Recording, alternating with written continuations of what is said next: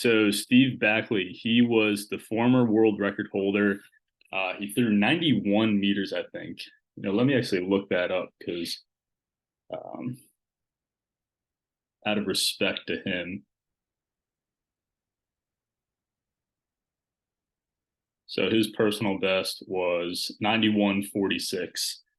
And I don't think this was his best throw. This might have been the old world record throw. I actually totally am not sure. But I love this video of Steve Backley because it's really just a perfect example of what his technique looked like. This is a perfect angle to kind of get a feel for really what made him a great thrower. So right off the bat, just a few big things to point out. So first is that Steve Backley, he's 6'5", 225 pounds. That's something that I did not know until uh, somewhat recently.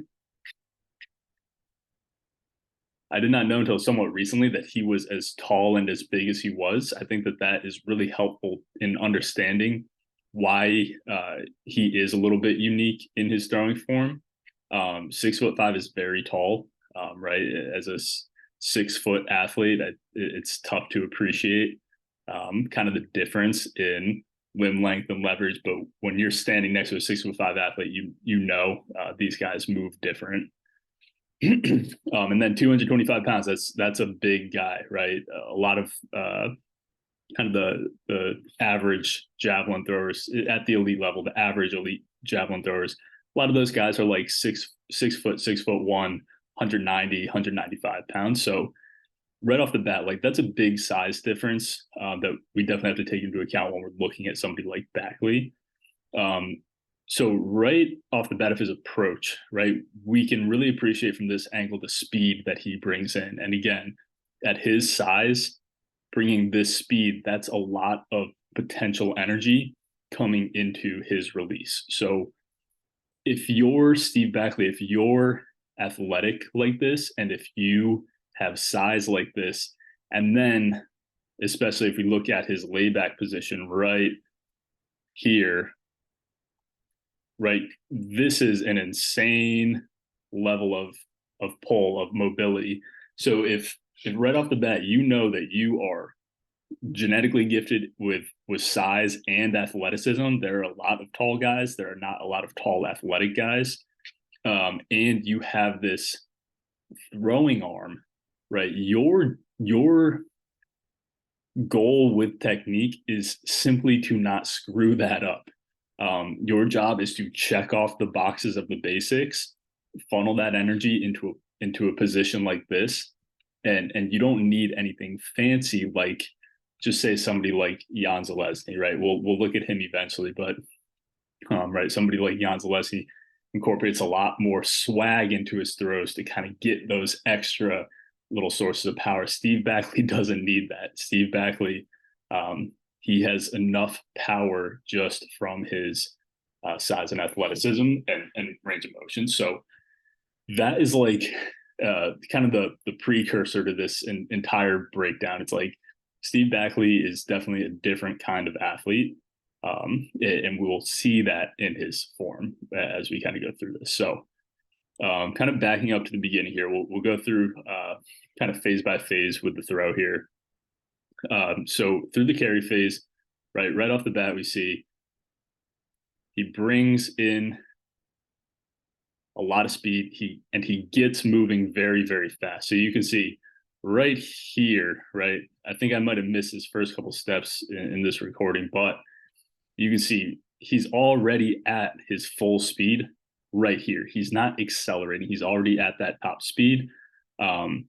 And he's taking these relaxed rhythmic steps. He's actually somewhat call it choppy, like compared to certain other throwers. But what you can see is it's loose and athletic. He's not overstriding. He's not overdoing. He's not trying too hard or anything. He's just moving. He's getting into a nice, we call it that kind of like high knee butt kick stride, where you see that heel comes right up to his butt as we go from this frame to this frame. Oops.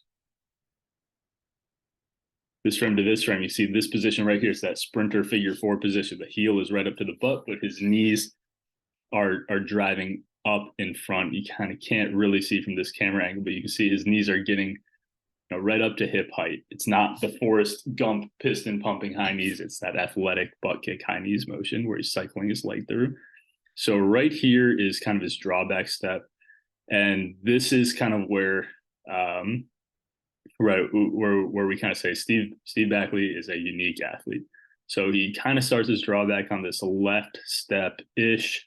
Maybe it's more of a right step drawback. Really, it's kind of over the course of like 3 or 4 steps that he draws back on. But what's important is that he gets the javelin to this stable position with this high hand. You can see his drawback position, right? The key here is that it's stable. And he found a position that's comfortable for him, that works for him. This is definitely higher than like what you'll see a lot of throwers, where you'll see a lot of throwers keep the drawback position. He kind of has a kind of at his upper forehead level, like maybe like his hairline. Most throwers are going to have it kind of like eye nose level. And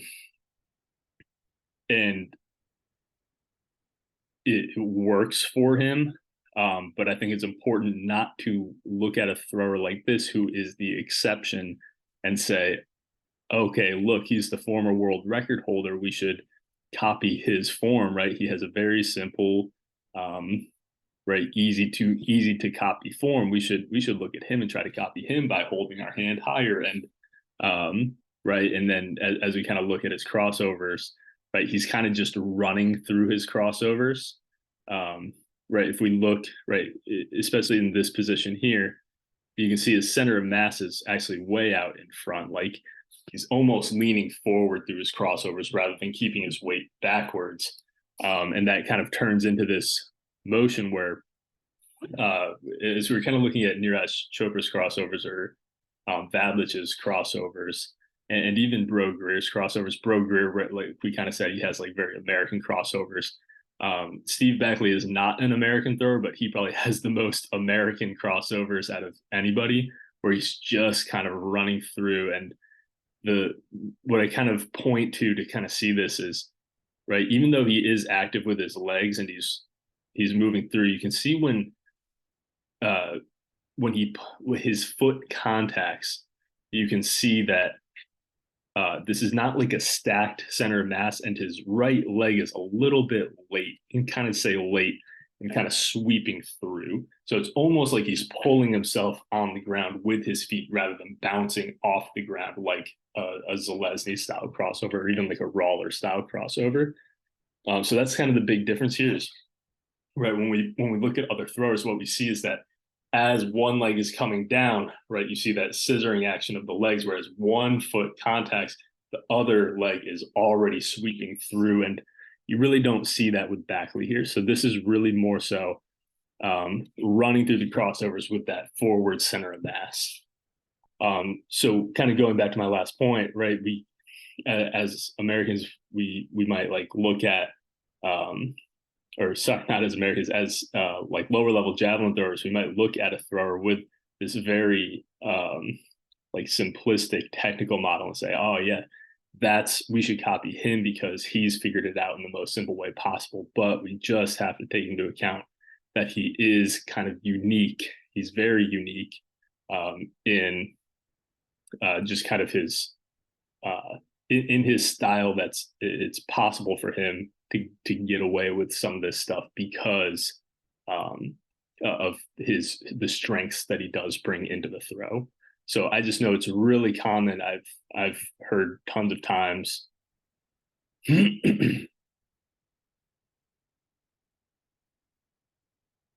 Yeah, so that's really exactly. So Scott asked, do you think it's because of his size that he's able to kind of work through his crossovers the way that he does, be less closed? Like, in other words, does he lose power by being open?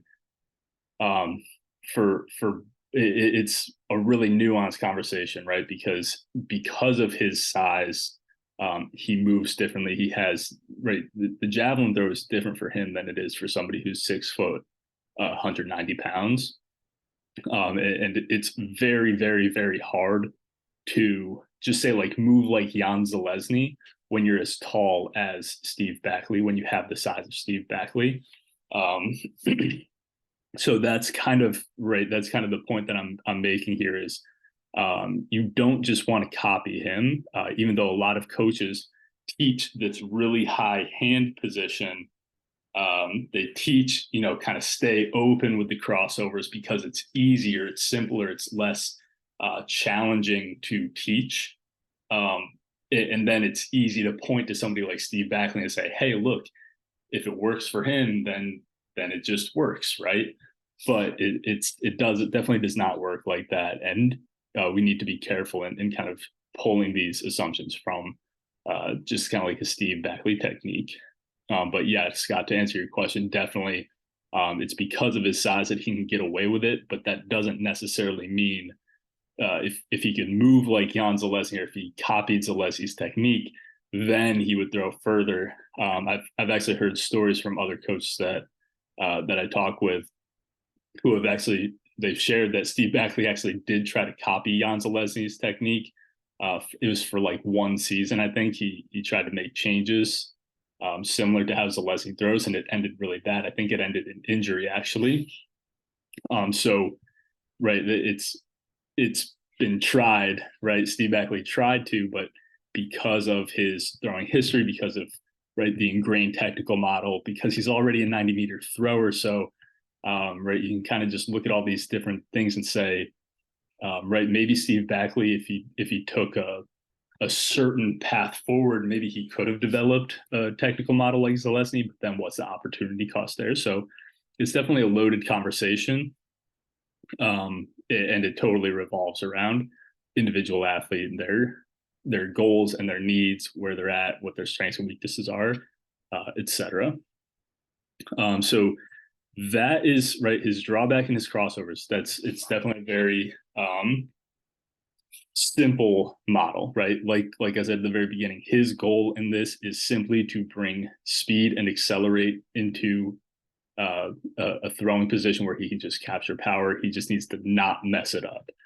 So keeping things very linear, keeping things very straight forward, less close, less rotation, it works for him.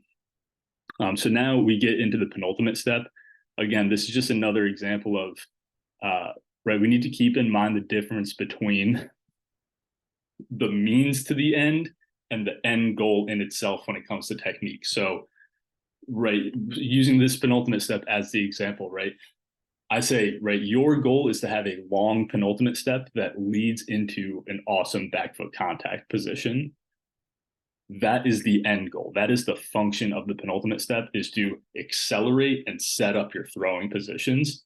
The means to that end is that, generally speaking, you want to stay close in your drawback position. You want to drive your right knee across the body, right, still in that closed drawback position. You want to drive the arm across, and you want the penultimate to be kind of like an extension of your crossovers, rather than like a stutter step, like gallop into it.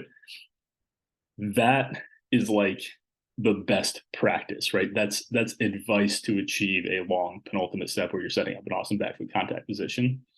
If you watch Backley's penultimate step, right, it is kind of a continuation of his crossovers in that he's kind of running through it.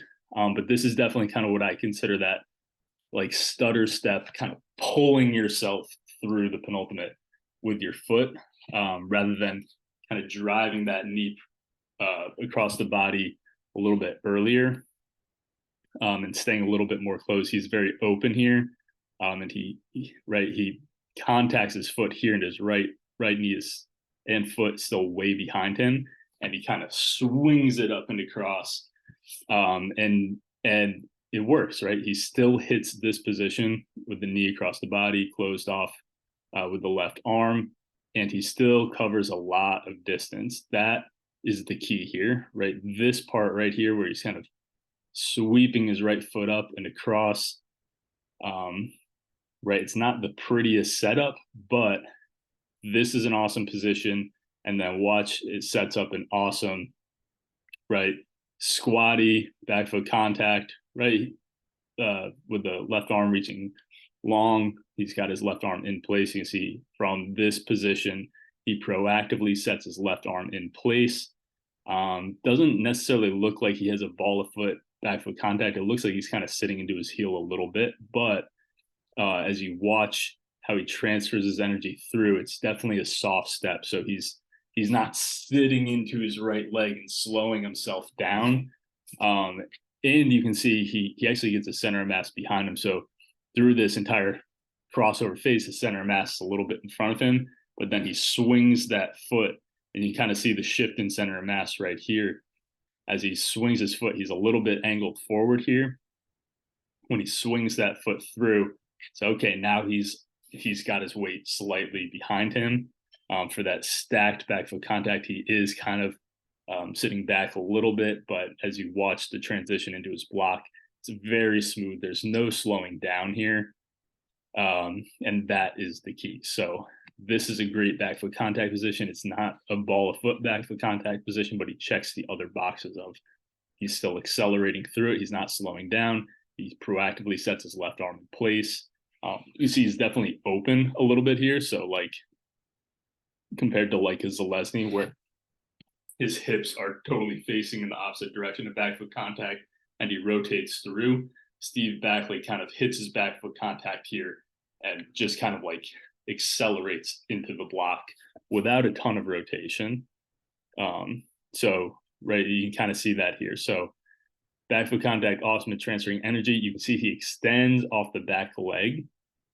So right, this is a very right. Steve Backley is really one of the only throwers that has truly like succeeded with right at this level, like 90-meter thrower who's succeeded with this kind of form. But again, it's works for him because he's capable of hitting a layback position like this. He has so much speed and he has incredible leverage from his height. So as we look at his block foot plant position, so right, back foot contact, he kind of pushes off. Now, right about here, right, you can kind of see it's almost like he's falling into his block. He's really letting himself accelerate to the fullest extent into this block. And right here, right, this one frame, as he is just kind of planting into his block, you can see he really drives his chest forward to create that big chest stretch. He's really leaving his arm behind him. He's really using that left side to create this big, long stretch across the chest, as much length from this block foot to his hand as possible. And now, as soon as he hits this block, so I think right about here is really where he hits it. And you can see he hits it really fully in his layback position, right? Right about you can see his foot like really fully flattens into the ground right there. And this is kind of like the weight bearing moment of front foot contact, max layback position. And you see there's very little difference, right? Like let's just say maybe it's hard to see, but maybe his foot is fully planted here. This is still really close to his max layback position. He's kind of at that fully stretched, connected. He's connected across the chest through tension. And he's ready to catch the ground reaction forces from that block and pop through, catch the layback position. And now from here, release and follow through. Right, you can see it's very, you can almost say it's like a very like sagittal plane, linear forward release. It looks like he side bends a little bit to kind of create space for the arm to come through. You can probably find another camera angle to look at and analyze that. But the biggest thing is he creates space just kind of through dropping the chest, keeping that long arm. But you can see he hits a really sturdy block leg. And as he releases, he pops up and over the block. It's not necessarily a donkey kick per se, but he gets that little pop of ground reaction force by lifting that back foot up once the javelin leaves his hand. And you can just see his center of mass follows the path of the javelin. So you see, follows the path of the javelin. I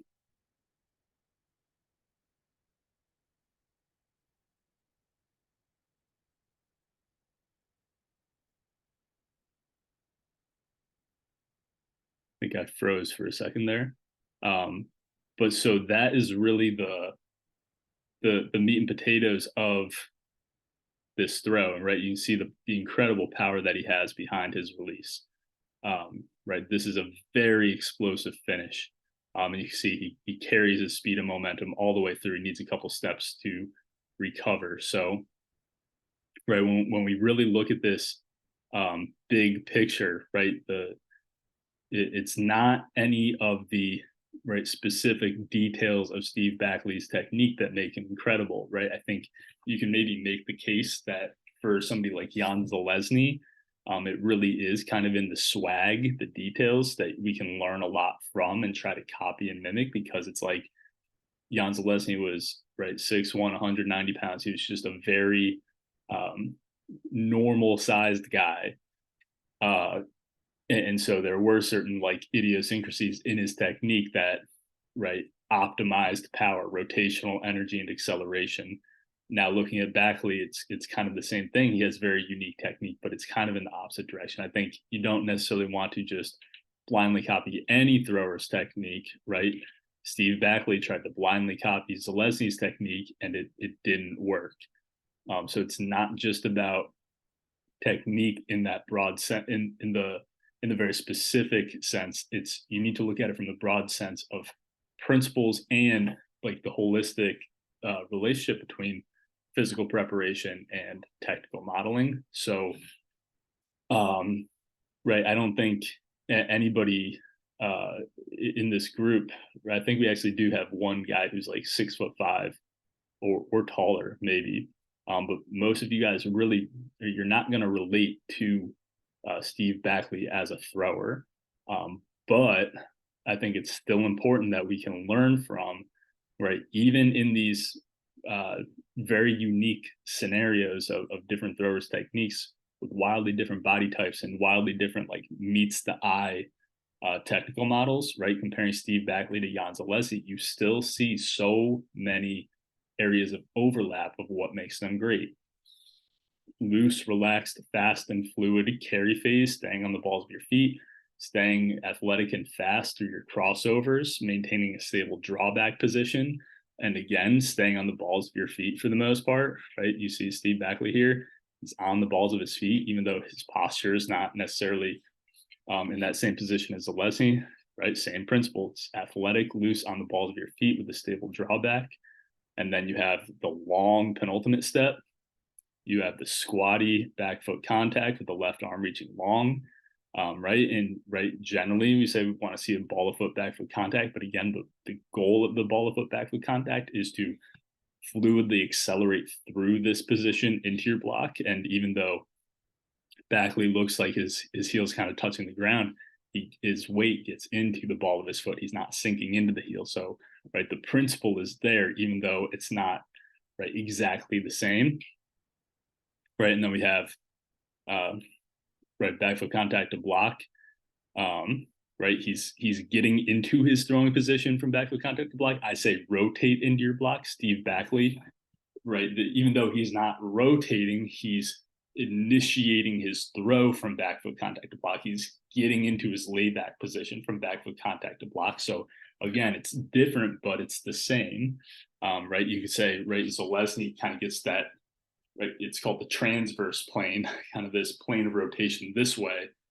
Steve Backley gets his rotation into his block this way by dumping his pelvis, dumping his chest, and kind of finding power that way.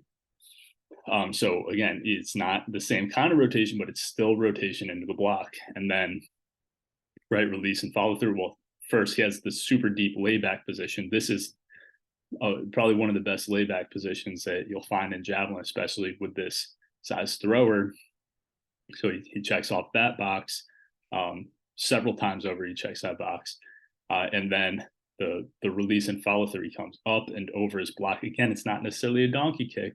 That's fine, but he's coming up and over, getting that pop where his center of mass can kind of chase after the path of the javelin. So Very, very different if you just look at the technique, but it is still so similar to every other 90-meter thrower. And right, I think when we look at, if we compare Chopra to Vadlich to Bro Greer to Steve Backley, four throwers who are ridiculously different styles, techniques, and sizes and body types.